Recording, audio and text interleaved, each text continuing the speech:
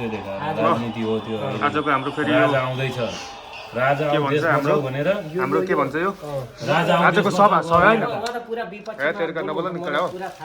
आजको हाम्रो फेरि यो बैठक दोस्रो चोटि फेरि हाम्रो यो सम्मेलन यहाँ सुरु भइसकेको छ हाम्रो यहाँ भसिलो कटिलो मान्छे हाम्रो उपस्थित भइसक्नु छ हाम्रो नयाँ मान्छे हाम्रो आइसक्नु भएको छ यहाँनिर आज यता हाम्रो राजा रानीको कुरा आइरहेछ राजा भनेको चाहिँ अब होइन राजा किन चाहियो भन्नुहोस् न तपाईँ विगत 20 वर्षदेखि हामी गणतन्त्र भनेर हिँड्यौँ लोकतन्त्र भन्दै हिँड्यौँ हो यो ठिक छ लोकतन्त्र गणतन्त्र ठिक छ होइन पक्नु तर हाम्रो देशको नेताहरूले लोकतन्त्र गणतन्त्रको सही सदुपयोग गर्न नजान्दाखेरि चाहिँ हामीलाई अहिले राजतन्त्र फेरि चाहिएको हो तर गणतन्त्र र लोकतन्त्र नराम्रो भन्न चाहिँ मिल्दैन है यस्तो राजतन्त्र चाहिएको हो कि राज संस्था चाहिएको हो त्यसमा पनि अलिकति तपाईँले उल्लेख गरेर खुलाइदिनु पर्ने भयो यस्तो राजतन्त्र भनेको के हो र राज संस्था भनेको के हो भन्ने कुरा एउटै हो है फेरि राज संस्था चाहिएको संस्था पुरै सस्तै चाहिएको तर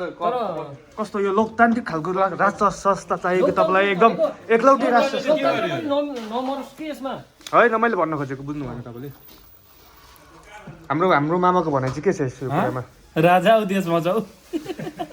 त्यही हो मेरो त छोटो मिठो भनाइ होइन हाम्रो स्पेसल हाम्रो आजको गेस्टलाई चाहिँ कुरा गरौँ न उसलाई त के पर्दैन अगाडि बढ्छ उसलाई राजा आयो भने रिस आउँछ स्पेसल गेस्ट राजाको कुरा नगर उसको अगाडि स्पेसल गेस्टको चाहिँ के छ भनाइ सबै मिल्छ हो होइन मतलब के राजा साजा के छ कुरा फाइदा ल्याउँथ्यो टपिक्समा कुरा आऊँ न सर प्रचण्डको घर अगाडि बसेर राजा सर यो टपिक्सको कुरामा आउनु न तपाईँ डाइरेक्ट किन त तपाईँ कुरा भन्नुहोस् न हाम्रो यता के छ हाम्रो भाइ बस्नु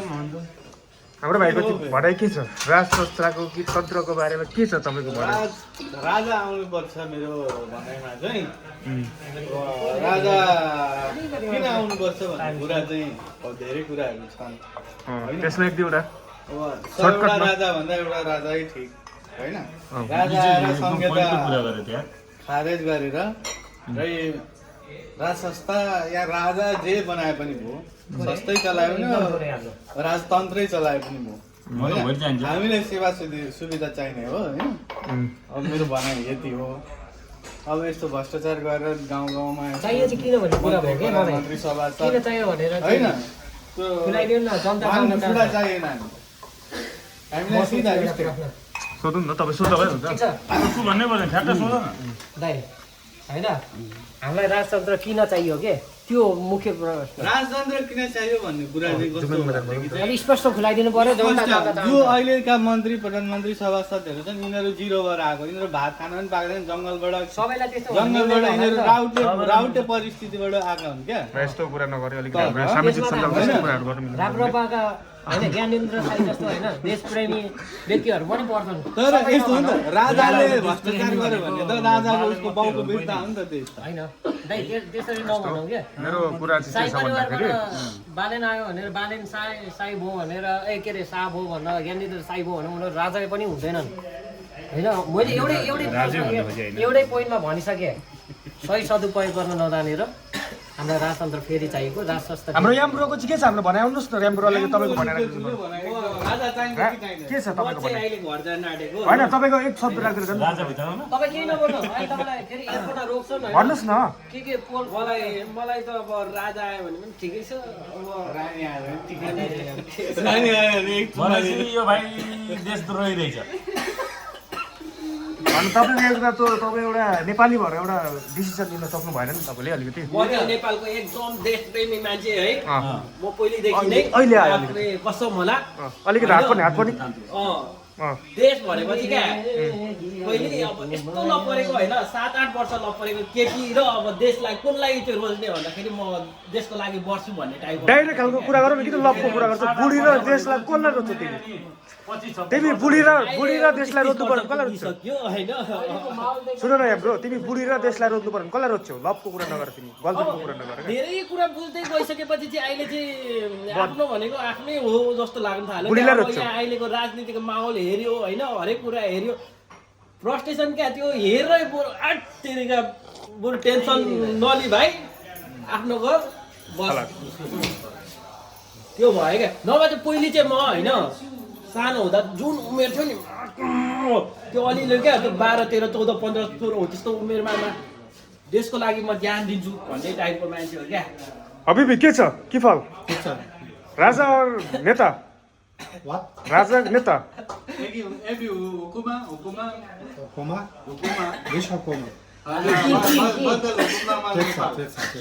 ठिक छ okay okay we are king. भनेपछि तपाईँ एकदम सहमत हुनुहुन्छ यसमा तपाईँको कति 100% सहमति छ कार्यक्रम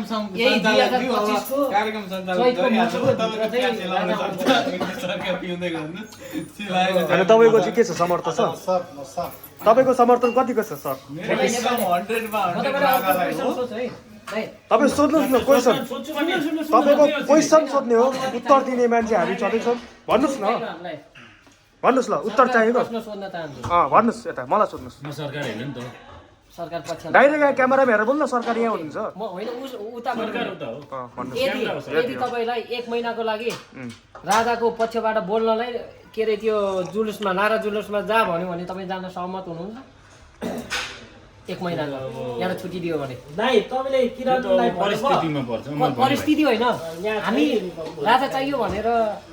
राजाको लागि ज्यान पनि दिन तयार हुनु पर्छ राजाको लागि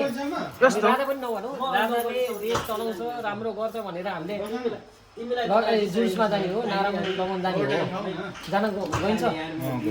यति हो यो भनेको अलिकति देशप्रति माया रहेछ भनेर थाहा पायो तपाईँ निष्पक्ष रूपमा जानुहुन्छ तपाईँ निस्वार्थ रूपमा राजाको लागि तपाईँ जानुहुन्छ होइन निस्वार्थ रूपमा तपाईँको कुनै पनि स्वार्थ हुँदैन त्यसमा होइन तपाईँ निस्वार्थ रूपमा देश बचाउनको लागि तपाईँ जानुहुन्छ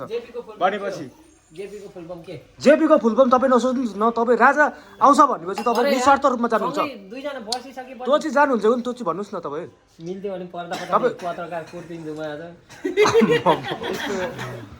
यस्तो भएपछि त अलिक देशप्रेमी भएर क्या देशद्रोही चाहिँ भयो क्या यस्तो यो द्वन्द्वको रूपमा गर्नुहुन्छ भने तपाईँ त द्रोही हुनुपर्ने प्रेमी भएपछि त शान्त रूपले कुरा गर्नुहोस् न तपाईँ किन द्रोही द्वन्द्वको कुरा मात्र गर्नुहुन्छ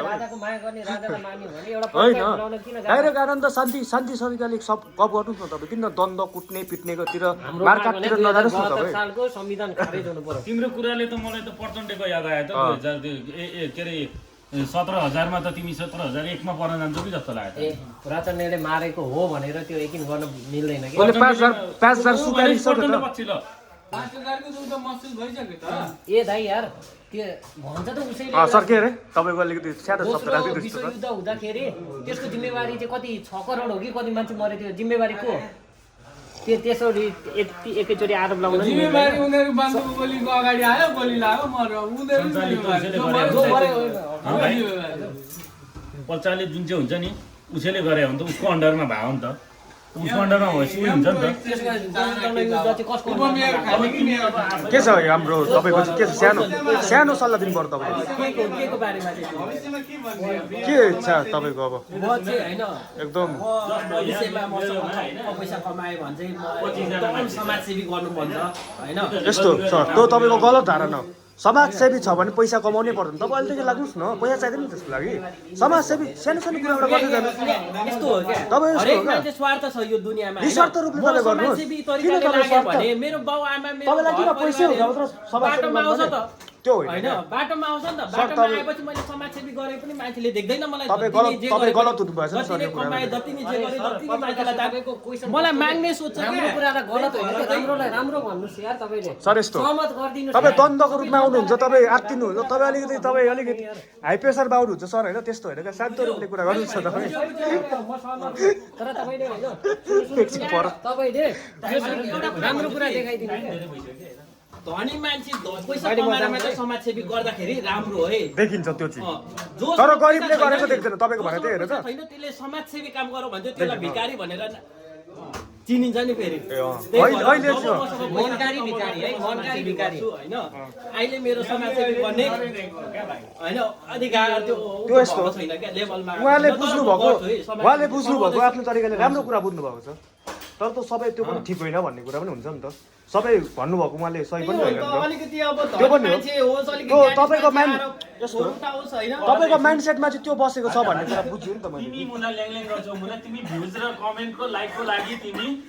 पैसा मुला टिकटकमा देखाउने तिमी ल्याङल्याङ गर्छौ यस्तो हो। हजुर तपाईँको माइन्ड कुरा तिमीले गर्न सक्छौ तपाईँको माइन्डमा चाहिँ त्यो रहेछ नि त हाम्रो सरको चाहिँ के हो मान्छेलाई कसरी यता सरको चाहिँ के हो त मनोरञ्जन दिने हो त्योतिर सरको चाहिँ के भन्नु ठिकै छ यहाँ मैले समाजसेवा गर्छ होइन यहाँ भनेको मेरो नजिकको मान्छे हो उसलाई चाहिँ मैले भेट्न चाहेँ भने पनि गाउँघरमा आधी घन्टाको बाटो बाइक चढेर जान सक्छु होइन अब त्यो गियर 4 गियरको स्टिकमा फुल चाप्यो भने त म 5 मिनट एउटा कुरा मलाई चित्त बुझेको छैन अहिलेसम्म मसँग राम्रोसँग टाइम पनि छैन ल भन्नुहोस् हाम्रो जेपी दाई तपाईँको नाम जेपी होइन आयुष दाईसँग भोलि म एउटा कुरा चाहिँ गर्न चाहन्छु कि प्रचण्ड पक्ष भन्नुभएको छ मलाई होइन आरोप पनि लाउनु भएको छ आरोपलाई अब उहाँले फिर्ता लिनुहुन्छ अथवा आरोपसँग अब उहाँले प्रतिक्रिया दिन सक्नुहुन्छ म भोलि यो कुरालाई चाहिँ दर्शकमा होइन म भोलि तपाईँसँग यो कुरामा वार्ता गर्न आउँदैछु अहिलेलाई ल मेरो टाइम छैन बाई बाई ल हस् त धन्यवाद लालसाला पो ध्यान लालसाला त्यो त उ कमरेड ल्याएर भक्करै होइन मलाई यता भाइको चाहिँ भाइको यही समापन मलाई भाइको चाहिँ बल्ल कुरा सुन्नु आज कार्यक्रम बन्द भएको जानकारी किन